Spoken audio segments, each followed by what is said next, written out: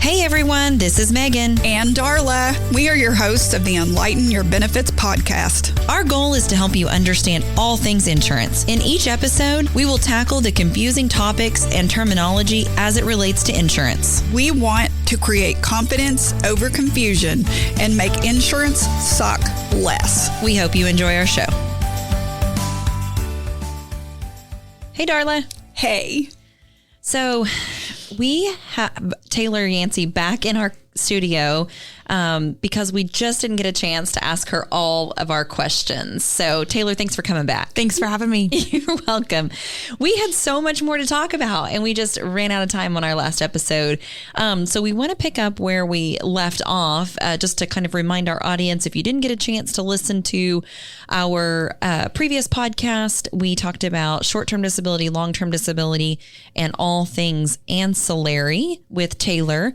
So we had more questions. So are you ready? I'm ready. The hot seat yeah. again? Okay. Yeah. So Darla and I always like to use real life examples. And so in practice, a couple weeks ago, I was doing an enrollment and a gentleman said, can I purchase short-term and long-term disability for my wife who does not work here? So I fielded that question, but I feel like that Taylor's going to give us a better answer than what I could give. So Taylor, is that something, could I buy, as an employee, could I buy short-term and long-term disability for my husband? So the answer is no. The reason for that is because it's ensuring your paycheck as you're the employee there. So if your spouse is employed, has that option at their workplace, then they can enroll in it that way. But we do base all of that off of the actual group that we are insuring. So the short answer is no. But like with the maternity claims, I think that was the example you gave. Can I sign up for that for my wife? Or could I go out on disability when my wife has a baby? Paternity benefits are starting to get more and more popular nowadays. So that would probably be a better place for that. Yeah, that was another question that I had. Another situation was a male whom his wife was giving birth, and it was a little unfortunate. Baby needed to be in the NICU, and so he was going to need to take some time away. And so he does have short-term and long-term disability with us. But the way I explained that to the employee was you actually have to have personally a sickness for yourself or some sort of disability for yourself. Did I explain that to the gentleman correctly? You did, yes. So it's a disability for yourself. So what we look for is the loss of a duty of your job, and then subsequently the loss of a percentage of your income. What percentage of that income can depend on who the carrier is. Honestly, just what their rules are, but that's typically what we're looking for. But in that situation, I think in the first episode we talked about the difference between disability and FMLA. So in that case, he could file for FMLA and have his job protected. But as far as being paid during that time, disability wouldn't come into play. But, maybe the employer has a paternity benefits policy. Perfect. The other question that we had for you was, can I purchase short-term disability without purchasing long-term disability and vice versa? Yep. So the two are completely separate products. So you do not have to purchase one to have the other. They're just two different things. Perfect.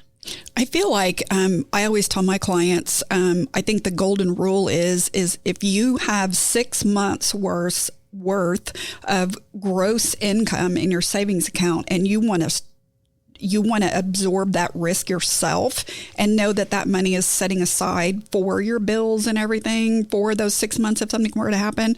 If you don't have that, which I fall into that category, and you do live paycheck to paycheck, then you need to transfer that risk over to an insurance policy, which would be the short-term disability. I think that's the way to kind of think about it in your head, if I need it or I don't need it. Yes, of course, because there's certainly scenarios where, maybe this isn't the best purchase for you. That would be a perfect example. If you do have, your 6 months of obligations met, or, if your employer maybe offers you LTD and theirs is a 90-day wait before you can get on, then maybe all you need is just 3 months worth of expenses saved up. I still think 6 months is probably smarter. But if you have that, it's just about making sure you have a plan. You can't only have a plan and say, hey, I'm good for 6 months. Well, what if you get in a car accident and you're out for 3 years, and you only planned for 6 months? And that's, it's not realistic to have 3 years of expenses in a savings account. So get an LTD policy. Yes. And I think that just made me think of something too, Taylor. You cannot apply for Social Security disability until you've been off consecutively. And I say that word because a lot of times with cancer, you're off for 2 or 3 months, you go back to work for a month, and then you have to take off again. So you're in and out and in and out. So Social Security disability, you cannot apply until you've been off for 6 months consecutively. Is that correct? That is correct. Yep. And so that's another thing to clarify also, as you're talking about being off consecutively. There's also another misconception that comes with LTD is a lot of employees think that they have to be 100% out of work in order to qualify for disability benefits. And that's not true. Right. That probably was true back in the day. And if you go out, to a local insurance office and you buy an individual disability policy, that more than likely is true, that you need to be, that the insurance definition for it is totally disabled, where you're not working at all. That's not the case on the employer side, like what we're talking about here, for these group disability plans. So, that's something to make sure too, that, as employers and as good purchasers of these policies, that they're understanding what those partial disability benefits are, because some contracts out there on the market will actually de-incentivize the employee and take away more money from the claim for the employee going back to work. When really, if you're, in HR's chair, that's not something you want to offer to your employees, because that's not a good incentive for them to keep working in whatever capacity they're able to. Yes.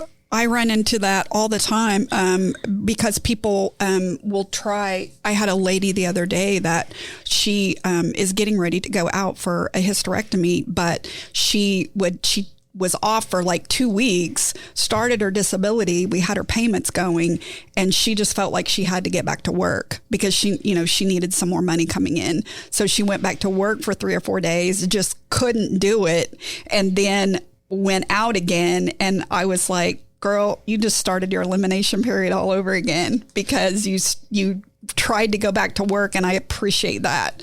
But now you've been working for 3 more days. Now we have to start over again on your elimination period and pick that claim back up. Yeah. And that's where it's really important to understand what contract you're buying. If you're an employer, or if you're a broker, trying to sell this to a group, that's where it matters how many trial work days you have.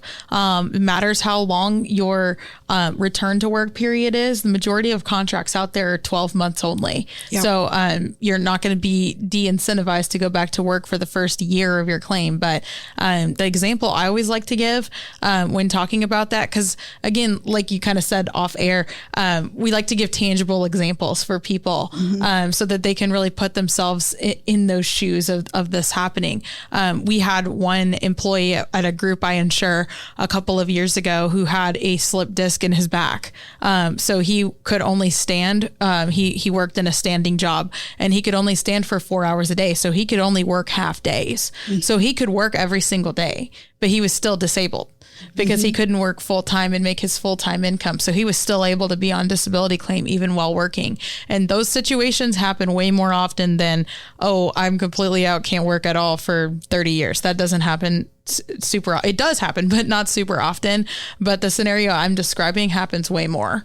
And that's where it matters, what kind of contract are you selling to these groups?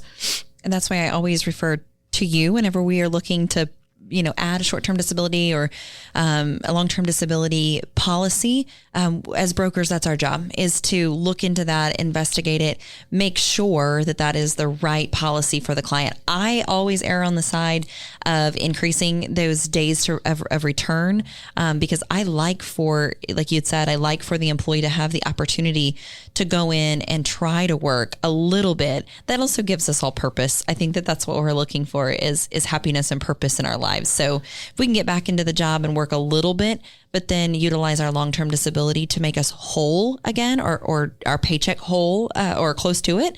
I think that that's the best opportunity for everybody. No, absolutely. And you're talking about your job as a broker, and you're totally right about that. Your job also as a broker is to help protect your employer's best interest. Right. Because they're a company that, people rely on to feed their kids and to live their lives. And they've got to have people present and working for that to happen. So it's kind of the intersection between what is best for the specific employee and then what's better for the group as a whole. Absolutely.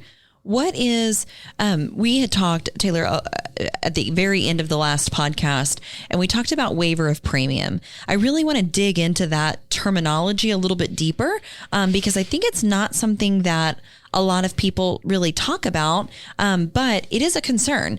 For example, I leave my job. I've now filed for my long-term disability, and I have a smaller paycheck coming in.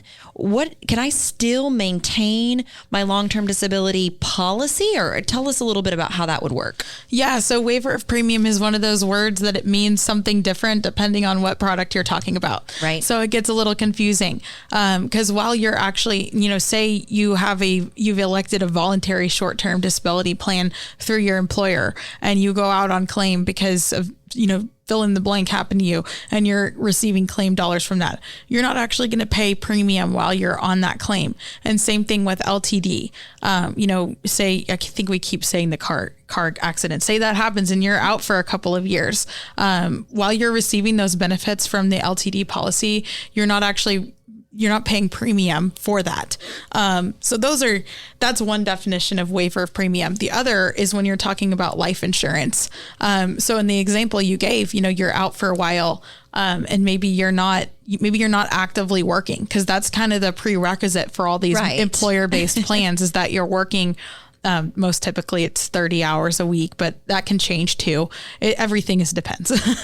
But if you're not working for that, are you eligible for life insurance? And that's where waiver of premium on the life insurance does come into play. Typically for that, you need to be out and totally disabled, not working at all, for 9 months before you're eligible for life waiver of premium. And so once you qualify for that, the premiums are waived for the life insurance, and you're still covered until typically it's age 65. Some plans are out there that extend to your retirement age. That's kind of different too. But that's one thing you want to make sure also, because it is the employer's responsibility to file an employee for life waiver of premium if they offer that line of coverage. But most employers don't know what I'm talking about right now. Right. And so that's another benefit where, again, if you've got, long and short-term disability with one insurance company, please keep the life insurance with them too. Because in that situation, you go out on LTD, you've been out for a couple of months, and we see that life waiver claim coming, we're going to go ahead and file you for it if we know about it. If we don't have your life insurance, we can't do that for you. So that's why I like to, there's in any type of sales job, right? There's a lot of, is this real or is this just a sales tactic? When we're saying, keep it all together, these are the tangible reasons why. That makes total sense.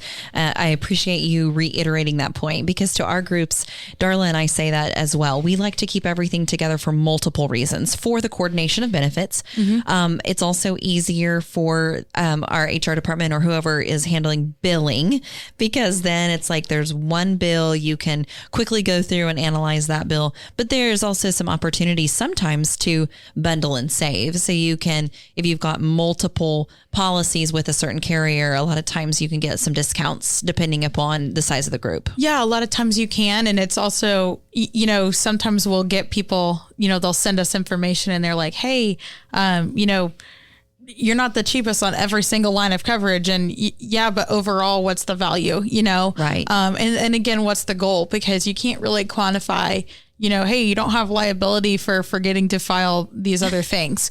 It's tough to put a number on that, but it's easy to put a number on it if you get sued. Absolutely. Absolutely.